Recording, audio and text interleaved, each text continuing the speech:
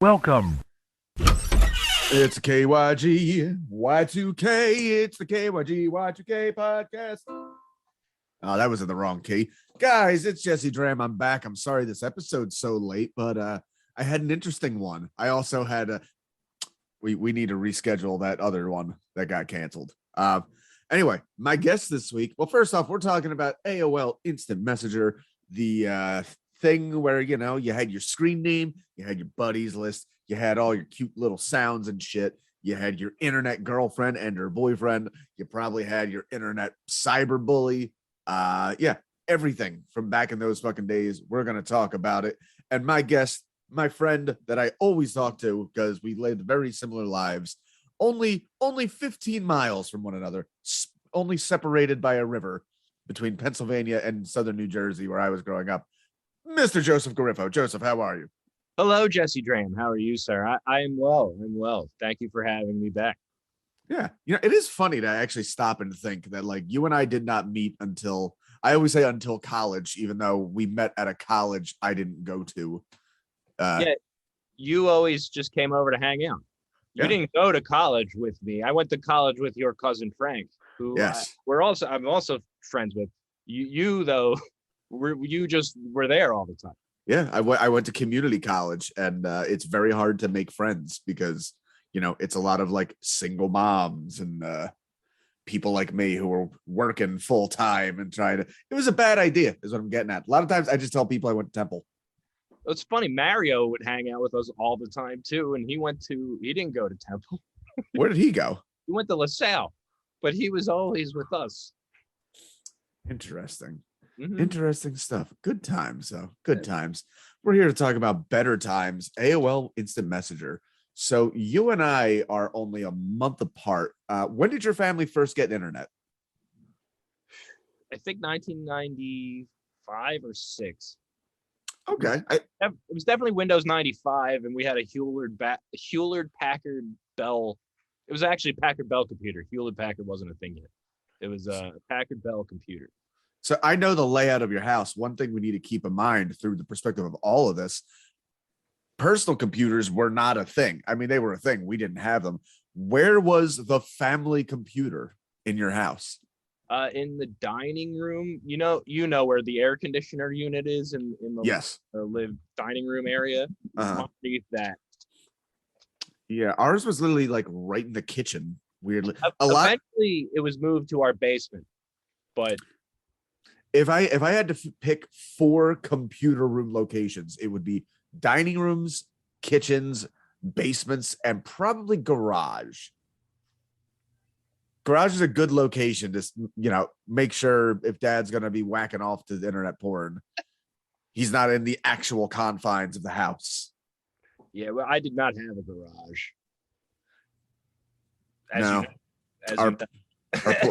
Our poor fathers had to masturbate elsewhere. So I don't think we got it until like 98, 99. One thing contextually to keep in mind is that you and I, as Northeasterners, we tend to get these technological innovations, particularly when they really run on like a broad network, like Northeast. I mean, obviously, before everything moved out to California in the 50s, this was where all television basically started in broadcast.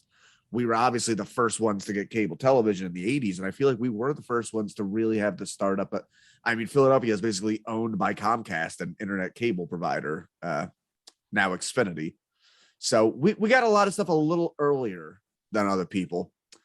But so what is your first memory? Actually, I can get into the history a little here. Were you actually using AOL? Was that your internet service provider? Yes, I think it was AOL.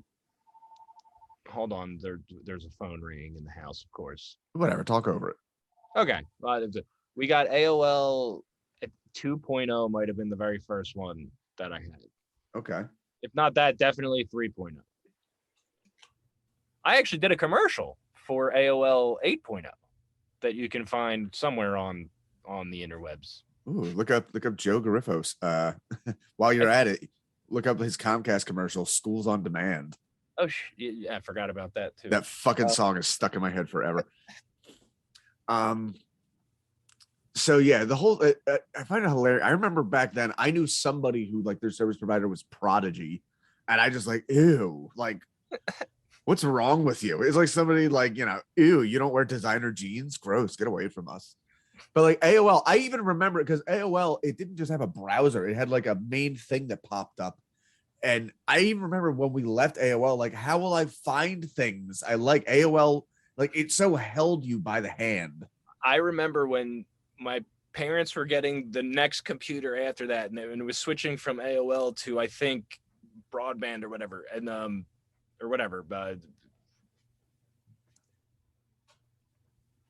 DSL, was that what it was? DSL was one, yes.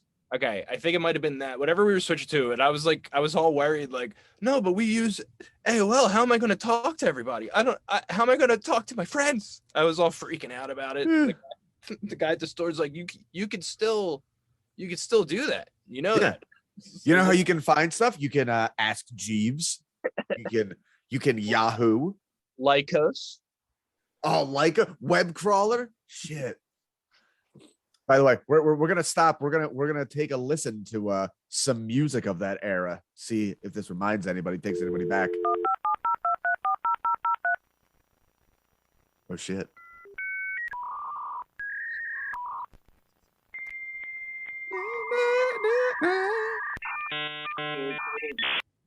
Funny thing is, if you are of a certain age, you can like whistle that like a song. Mm-hmm. Like,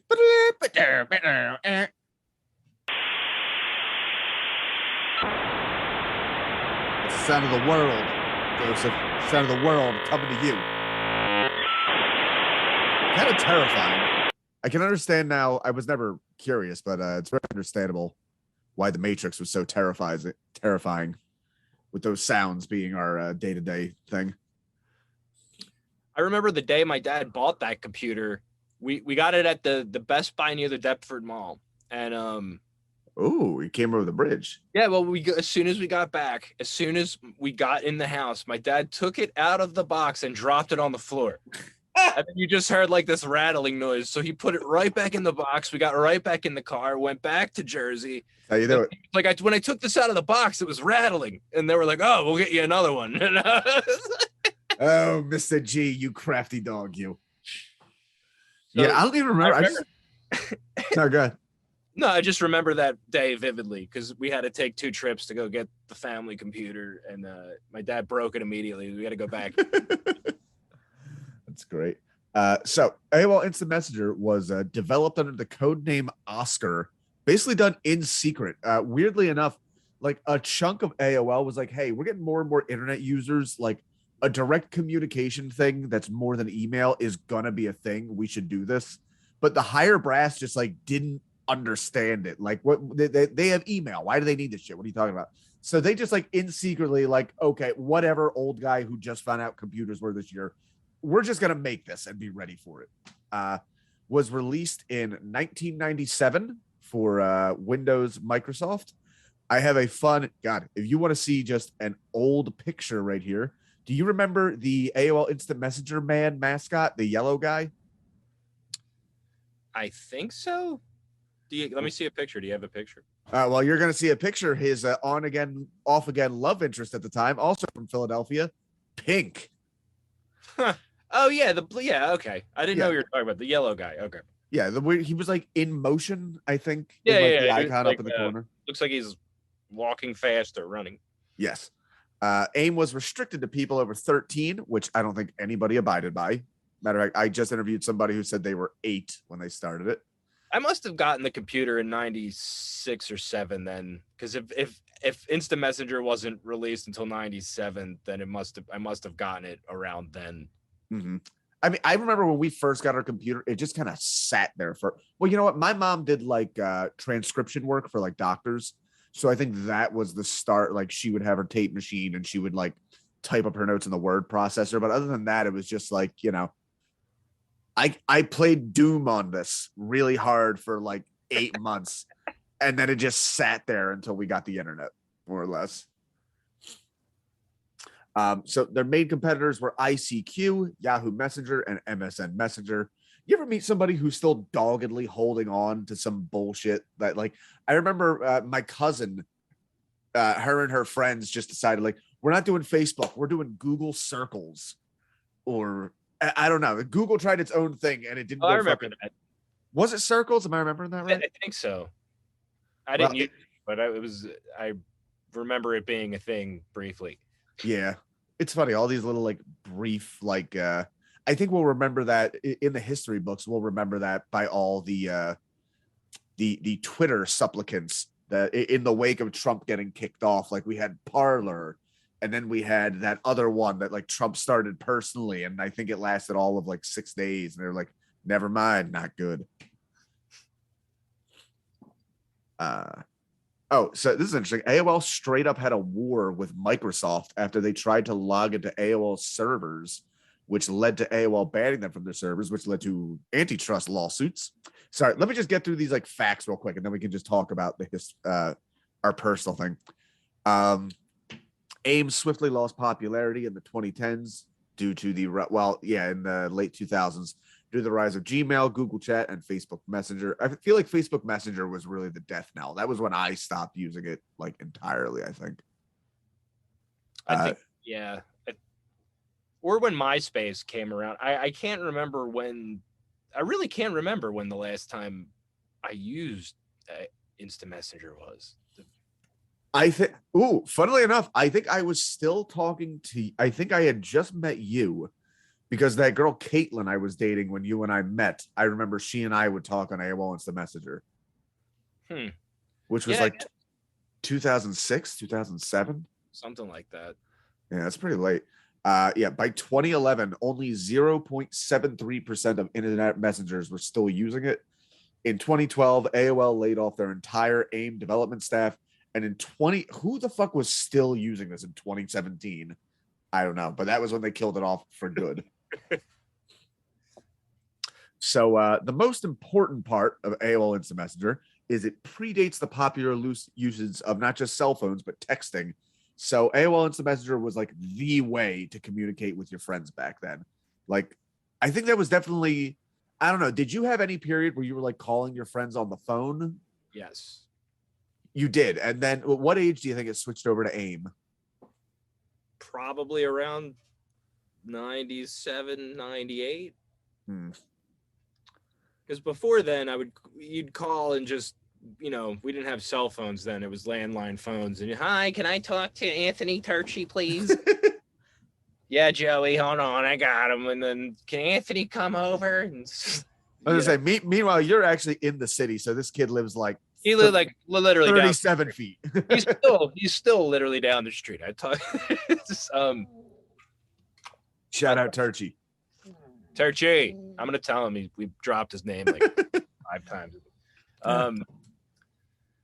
Yeah, I used to actually call people on an actual phone, but eventually, when we got that computer, it all became chatting. Yeah, this was better for longer conversations. I felt, particularly if you were on the phone with like a girl, you wanted to do that. But if you just wanted to like chit chat with somebody, we also had chat robots, Smarter Child, if anybody recall it. Did you ever have any conversations with those guys? The fake, the not real people. Yeah, like the AI. Yeah. Mm-hmm. Which was fun. I feel like everybody had the same experience where it was like, hello, and it writes back, hello. And then you write back, suck my dick, fuck you. And they were right back, oh, that's an odd thing to say. Pretty much. That, yeah. Yeah, and then you. I think that's what everybody did with those things. Did you ever? So I think one of the things that get forgotten is how much these instant messengers were tied into AOL chat rooms, because you would have the same username when you went in and talked to people, and this is where a lot of people would get bullied or abused. See, this episode was originally just going to be me and you, and then I realized like, actually, just the fact that we were boys, we were not quite as molestable or bullied as a lot of girls were. So it really would not be covering the full gamut of things if we only did that. Yeah, I remember the chat rooms. People would be like age, sex, ASL. When I was like 12, like people sending weird like because you'd get like unsolicited photos sometimes, of not the person themselves, but like I'm not at least I don't think so. But it usually like some weird like I was like traumatized because I it was like a girl with a dog photo. I was like, what the hell is this? I was like, Oh, what was she? Was she rubbing his belly? Was she rubbing his belly and telling him he's a good boy? oh, the dog. Yeah, she was. The dog was going to town on that lady. At least the dog was having a good time. Dog was having a blast. I don't know. I was just like, what? What is this? Yeah, that was that was pretty bad. Mind you, up until that time, all we really had access to were either like magazines that you would find from someone, or like I guess you would have them in the woods, right? Yeah, we found him in the woods. City, or like whatever was on HBO or Cinemax after midnight. Like that was really all we could, So when the internet came around, it was like, what are all these things? Yeah. So I only saw this. Did you ever see the documentary Call Me Lucky about the comedian Barry Crimmins? No. This guy was very important to the stand-up scene in 80s Boston, but a weird side effect of his story is he talked about very blatantly the fact that he had been like brutally sexually abused as a child. And then later in the internet era, he discovered that like the early Wild West days of AOL chat rooms, just kiddie porn flying back and forth. And this guy did a lot of research, like giving himself PTSD, unlike Pete Townsend, who said like, hey, I was looking at the kids fucking for research, actually went to Congress and was trying to bring this to their attention. And apparently unfortunately it was a lot of politicians like just tripping over themselves to be like bragging how little they know about technology. It's like, oh, well, I don't know how this internet works, but clearly we must keep children away from pornography. Like, no. People are fucking kids and putting on the internet. This is not at all what you think this is, Strom Thurmond. But he was in there arguing against an AOL like representative, and the AOL rep was like proudly like, I will have you know that AOL has a strict 3 strikes and you're out child pornography policy. Wow. Which Barry Crimmins hilarious responded like, yeah, I'm a biggest fan of baseball as anybody, but maybe it should be a 1 strike and let's report you to the police kind of thing. But like a lot of those early internet child pornography laws as a result of this communication over AOL chat and this fucking random comedian really being like, yo, why is nobody doing anything about this? Where is that streaming anywhere? That documentary? Because I think it's on Tubi now. It premiered. Oh, Bobcat Goldthwait directed it. Oh, cool. Yeah, because he like came up with them. I'll send it to you for certain after this. I think it's on Tubi or something right now. All right, cool. Anyway, enough of the sad stuff. Joey, what? Wait, hold on. I think I got a creepy text. Oh, never mind. Do you remember any of your screen names? Yes. I had multiple screen names. The Same. one I had the absolute longest was Ash Evil Dead AOD for Army of Darkness. That's a good one. But one of the cringier ones was like Blink 182 Rules Forever, something like that. Probably like 12. I don't know. Another one was like Blink Offspring Green Day or GD, something like that. It would always there was used a lot of random punk bands, stuff like that. Sorry, my dog's barking. I don't know. That's fine. It's in the background. My most embarrassing one, my screen name was oh god, I had one that was Korn and Kid Rock Rule. Oh, I had another one that was Kid Rock 316, but so that's already bad. But every time I would go into a chat room, I would introduce myself by caps lock. My name is Kid. oh God. Yeah. Bad times. I know there was also a wrestling one, like NOD Fears DX. It was I think I saw it on a sign. And hilariously, again, being a little fucking kid, I was like 11 or 12. I was into the band Kiss, and I knew that the Kiss fans were called the Kiss Army. Like, ooh, that'll be a cool one, Kiss Army. Of course, it's taken. So I pick another one, but I decide to go yell at whoever this is who has Kiss Army. Say, you stole my name. I wanted this name. And of course, it's like a 47-year-old classic rock lover. It's like, yeah, hi, I'm one of the first 3 users of AOL, and I have had this screen name since 1989 somehow. What the fuck are you talking about? Oh man. Yeah, I most of mine were like pop punk band names, a combination of Blink, Green Day, Offspring. I think there was one involving MXPX and Newfound Glory somewhere in there.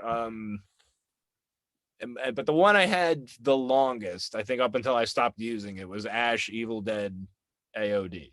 That was one I actually liked, and I'm surprised I was able to use that because so many people had like Evil Dead.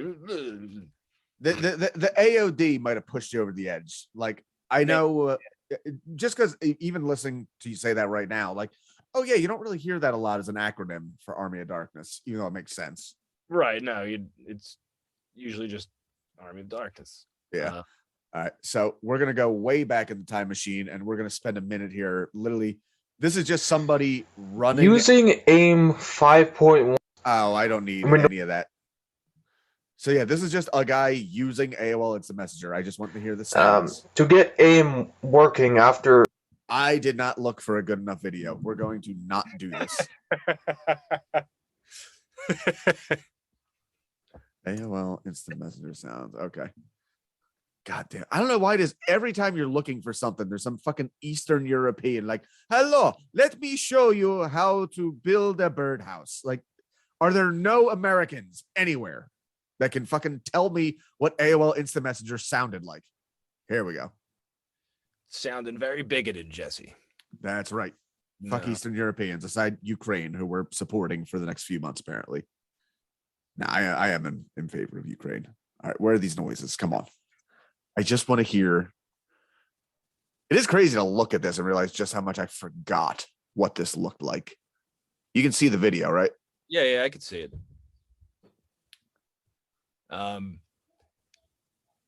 What version is this? This is later, right? This is a later one. I mean, it must be. And also, I'm not hearing any noises. The name of the video is AOL Instant Messenger Sounds. Remember, you could use Instant Messenger after Here it is. AOL became a thing. Ah. Yeah. The sounds of childhood. Yeah. I don't remember the cow. You could change and make your own sounds. Ooh. Yeah. See, I think that was a lot of the fun of these is the customization you can do. You could write your own profile. Oh, mine. Do you remember what noises you had for like your messages and stuff? I think I downloaded a custom thing that made noises from like Resident Evil.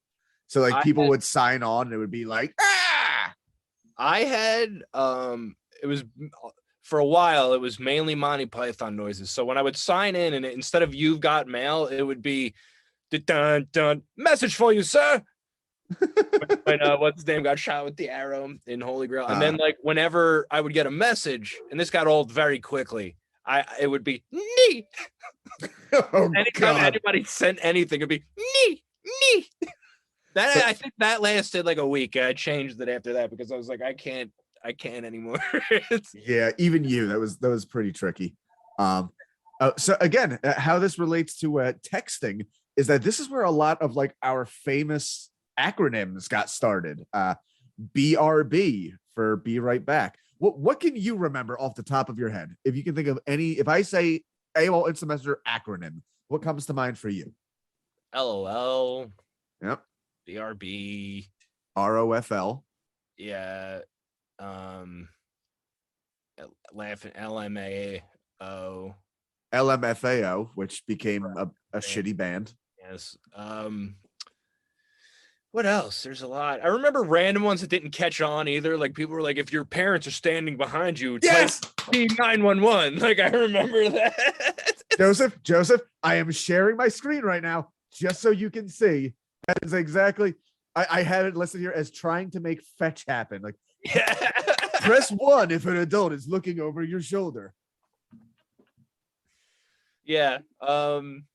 What else? Gotta go. I saw the ones you wrote down there. I forget. But it was GT. It's G2. Yes, they were big on that. L8R for later. Yes. That's a good one. This would obviously be put to use very soon afterwards by Avril Lavigne in Skater Boy, which she spelled SK8R. Let's see. So yeah, we need to talk. I know I have this experience, so I know you must have this experience. Did you have any internet girlfriends or any like just internet like talking to a girl you liked on the internet? Do you have any memories? Why does this house phone just keeps ringing and it's You still have a landline in 2022. I know. She doesn't use a cell phone. Yes, I live with my mom. It's me and my wife live with my mother, but she's legally blind and she can't see a lot and whatever. Anyway, did I have any? That's why the phone has to be loud. Did I have any online? I mean, it's the people that I met like in AOL Instant Messenger or chat rooms are some people I still talk to this day, but none of them. Okay, well, like, tell me about them. That's what I'm curious about, the connections you made. Like, where would you find these people? One person, she liked Green Day, and I was in a Green Day chat room, and like that was. I've still never met her in person, but like we're Facebook friends and stuff. You know what I mean? Like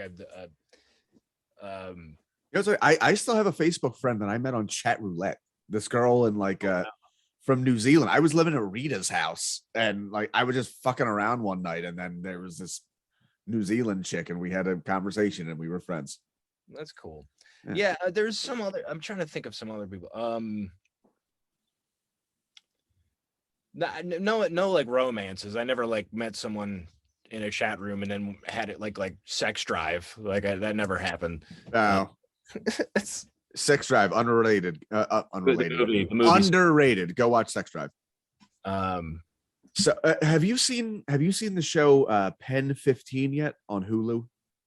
No, but that's where like the 30-year-old yes are playing high school, right? Yeah. It's funny. I haven't watched it though. I could not recommend it highly enough because it's not only these girls. So yeah, it's these two girls they're both in their 30s, but they're both playing like 14, but all the other actors are age appropriate. But the show takes place in like 2001, 2002. So it's literally like the exact age we were. But I haven't seen this captured on film just yet until this show, where the girl is on AOL Instant Messenger talking to her boyfriend, and you get the whole play-by-play of like, hey, I just wanted to let you know that, I liked you and I thought we should hang out sometime. Would you want to be my boyfriend? And then it's just silence. And then you see the little dots like, oh my God, they're typing. Oh my God, this is happening. Is this really happening? And then they sign off. Did you see? Well, that just reminds me of the In-Betweeners. That's right. I forgot they did it on that too. They did the exact same thing in the In-Betweeners, which I think was 10 years ago now, right? Yeah, that was a while ago. But that was the exact same thing. They're like, show the writing back. Dude, just the anxiety wrapped up, particularly when you're dating around that age. It's just like, it's funny. They try to teach kids consent now. You remember the movies you and I grew up with. We were not taught consent. We were taught that women do not like sex. You're going to ruin it at any second. It is a constant juggling routine to make sure that they don't suddenly hate you. I just think of Revenge of the Nerds and how like I love that movie, but I can't even really watch that movie now. I'm like, wow, this movie's fucked up. Just like with they install hidden cameras in their house. They're just watching them all day, and then we've got Bush. We've got Bush. Oh, at the end of the heroes. They're the heroes of the story, apparently. No, I just But you what gotta happened? You're freezing up. You froze up for a second there too. We should be good now. Yeah, yeah. Uh that is fucking horrible. Like, see, but once she realized it was him, she was like, "Oh, you're good in bed, so it's okay that you raped me, I guess." Fuck. Wasn't it Roger Ebert or somebody in their review was like, I liked when the nerd got the girl. Somebody wrote that. Probably.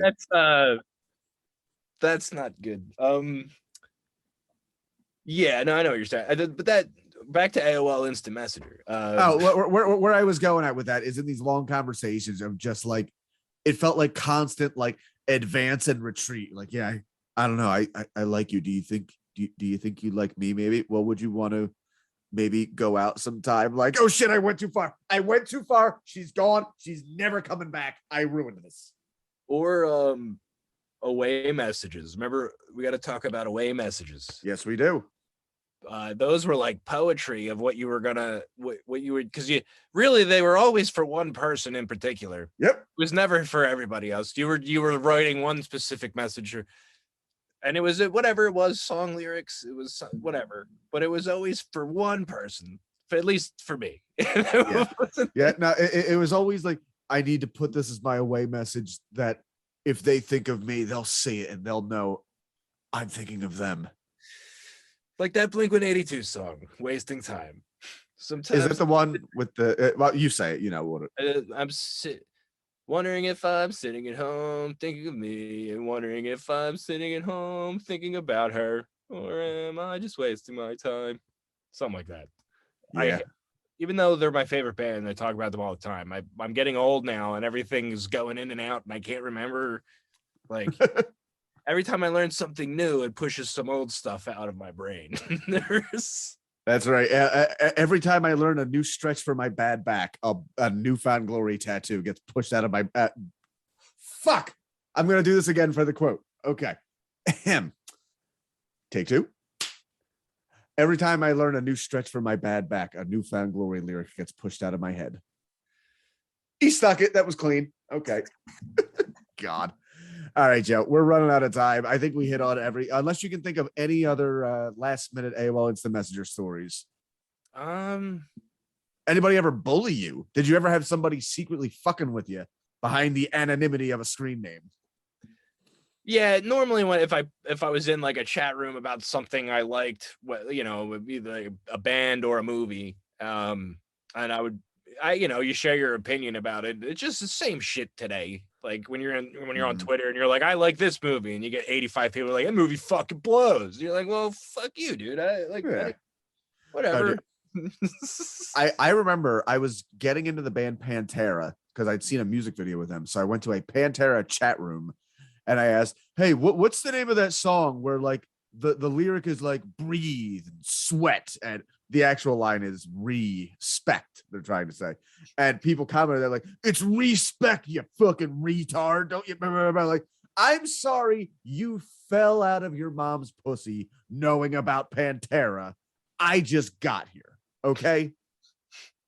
Everybody acts like that happens so much with metal. And you were into pop punk. You must have had like asshole punk kids who were like, I only listened to bands who released 1 7-inch in 1983 about taking down the government. Yeah, because I like pop punk, and people like the real punks, they're like, that's not punk music. And you're like, okay, I didn't say it was. Like, it's pop punk, but it's pop music for sure with like an attitude. Quote, an attitude. Rude dudes with attitudes. When really it's just whining about your girlfriends. That's what it was. It was. Which, let's be honest, has always been pop music. It literally, even the Beatles, they're whining about there's love songs and exactly like, ew, yeah. I went on a date with this lesbian and she made me sleep in the tub. The end. Maybe they're not as literal as like pop punk songs where they're like, Johnny went to the, and it's like describing word for word, like that old Derek comedy sketch where you're like, and your dad was mean to me. I did get bullied in like the IMDb message boards a lot for some Ooh. reason, which is different from the AOL things, but it's Yeah. similar because they don't exist anymore. And not, at least I don't think. Because I remember like my name is under Clerks 2 for additional thanks, because back then if you were like one of the first 1,000 people to like the movie's MySpace page, you got a special thanks in the credits. So that's on my IMDb. I literally put it up there to see if it would happen, and they And it put it did. up, and I was just like, oh, that's funny. And there was like so many people that commented or like Clerks 2 thanks, really? And someone wrote like IMDb whore or shit like that. I'm like, is this for real? Like, Oh God. All right, like, Joey, we're out of time. Real quick, where can we find you? What do you have to promote? I just did a short with Kevin Smith and Dean Bahar, and you did the music for it, so I did. that's available. Goodbye. Welcome. Guest number 1, Jillian Markowitz. Jillian, how are you? I'm, doing my best. Yeah, I know how that is. We've had a hell of a problem setting this up. Gotta maybe mom and dad were picking up the phone, interrupting our internet connection. I think that's what might have been happening here. Because it's Oh yeah, landlines. Am I right? yes. Jillian, age, sex, location. Undisclosed. Yes, please. My house. Good answers. Okay. You gave me some pretty awesome screen names you had in the past. Please, let's go through them. Okay, so my first ever screen name was Stoopy McGee, which is just a testament to never ever let your older brother and sister help you set up your AOL account when you're 8. What was the reasoning they had behind that? It's like, oh no, that's like this really cool, badass character from this movie you're too young to see. But They told me that it's like cool to make fun of yourself like that. not entirely wrong. I mean, yeah, I'm sure that everybody thought that I was really cool going into chat rooms under the name Stoopy McGee and saying, "Does anyone want to be my friend?" Ooh, so you were a needy chat room kid. I was too. I understand. Oh yeah, needy, just all the problems. And then I got older and I was like, well, everybody's telling me that it's kind of weird that my name is Stoopy McGee. Maybe that's sending the wrong message. So I think I'll go with Gym Girl. That's Jim.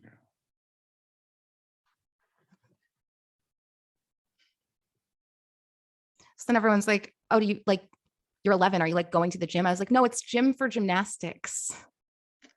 Oh, you should have put an N on the end, like a silent N.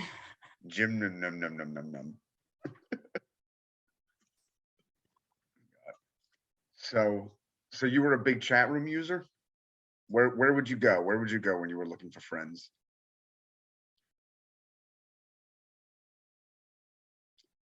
Oh, this fucking day. This fucking singles, fucking... but I'm 8.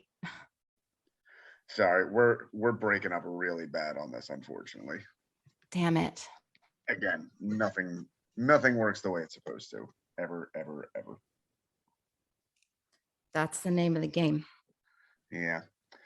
So oh well. Oh, so then my last screen name was Egad Martinis, which was because of Super Mario on N64. You know, when they have like the mama penguin and she loses her baby penguin, he like slides down the ice luge thing and she's like, Egad, my baby. But we always misheard it and thought it was Egad Martinez.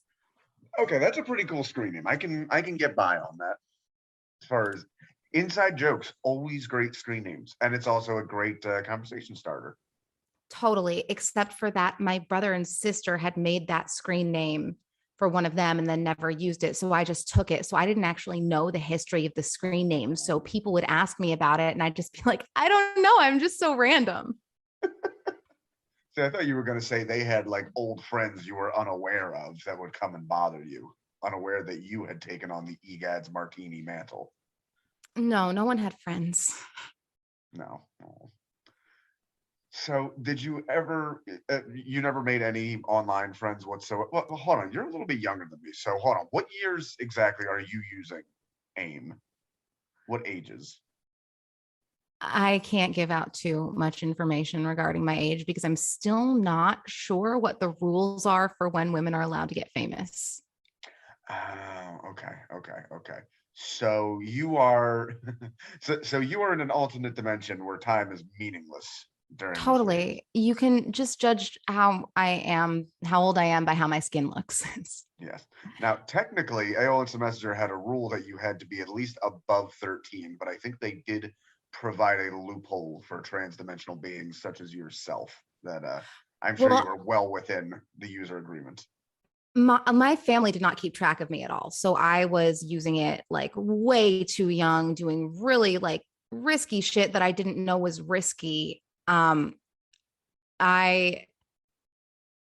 like, I mean, I would go into chat rooms at like 8 years old and be like, does anyone want to be my friend? That's just, does anyone want to groom me? Like, Yeah.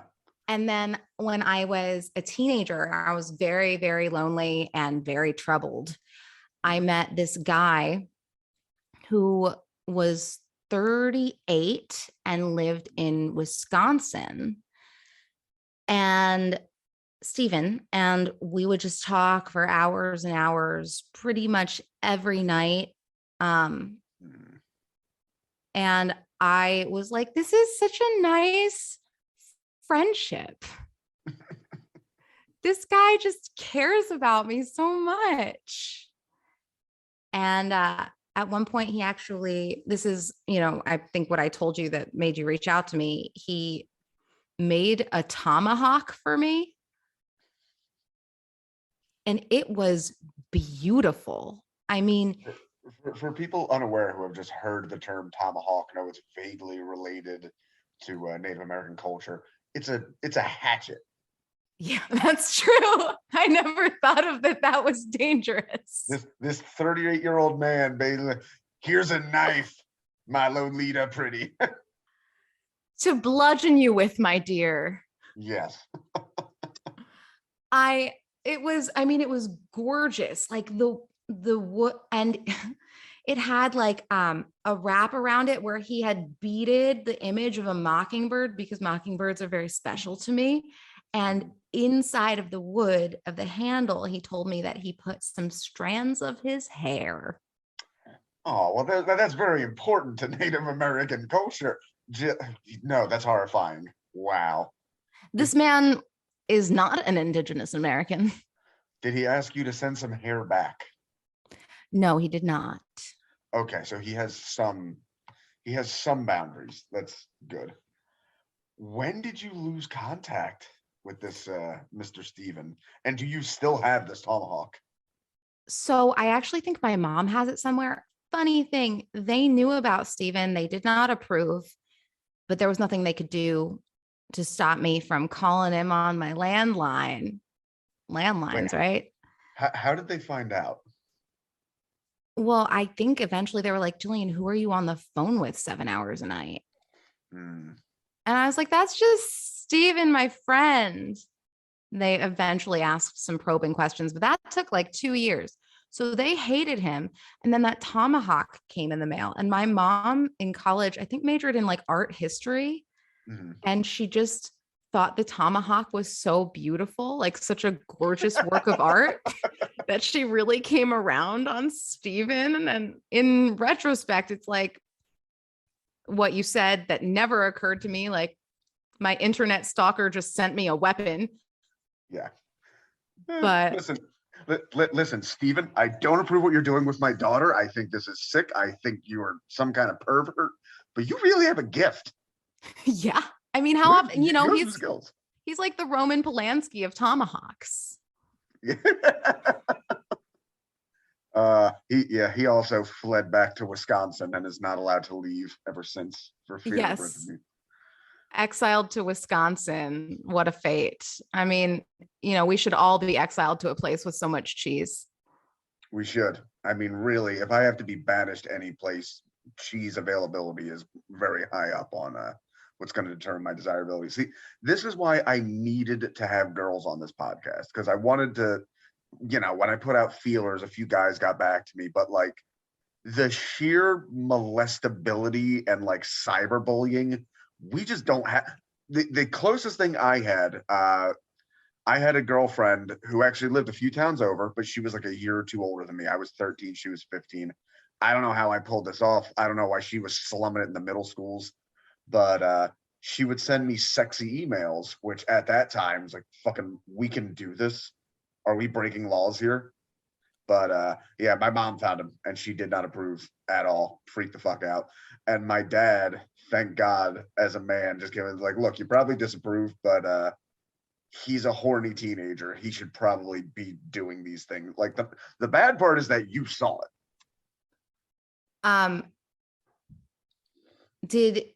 So did you ever meet this girl? Oh yeah, no, she and I like dated. She was my girlfriend for a few months. Okay, well, I mean, if the worst you're doing is talking about it. We did some things, and it was a 15-year-old girl and a 13-year-old boy, but it's, again, I'm a boy. I was the fucking man because I got a base ahead of all my friends, and then I didn't touch a vagina for 5 more years. But you know, I got a head start before I got picked off.